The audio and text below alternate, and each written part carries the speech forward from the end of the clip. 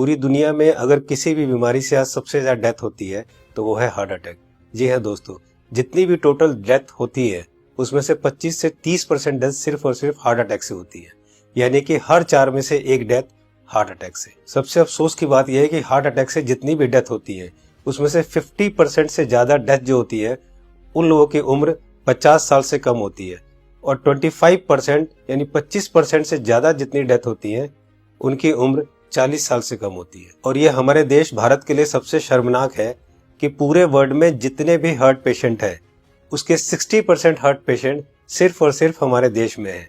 यानी कि अगर पूरे वर्ल्ड में 10 करोड़ लोग हार्ट के पेशेंट हैं उसमें से 6 करोड़ लोग सिर्फ और सिर्फ हमारे देश यानी भारत में है। यानी कि हमारा देश हार्ट डिजीज में नंबर 1 है। आज हमारे देश में 30 लाख लोग हर साल हार्ट अटैक से मरते हैं, यानी कि रोज हमारे देश में 9 से 10 हजार लोग हार्ट अटैक से मर जाते हैं। आपने अक्सर अपने आसपास सुना होगा कि आजकल बहुत यंग लड़कों के भी हार्ट अटैक हो रहे हैं और बहुत सारी डेथ आजकल यंग लड़कों की भी हो रही है। Ministry of health and family welfare के अनुसार पिछले 9 महीने में कोविड-19 से हमारे देश में करीब 1.5 लाख लोगों की डेथ हुई है, जबकि पिछले 9 महीने में हार्ट अटैक से हमारे देश में करीब 22 से 23 लाख लोग मर चुके हैं।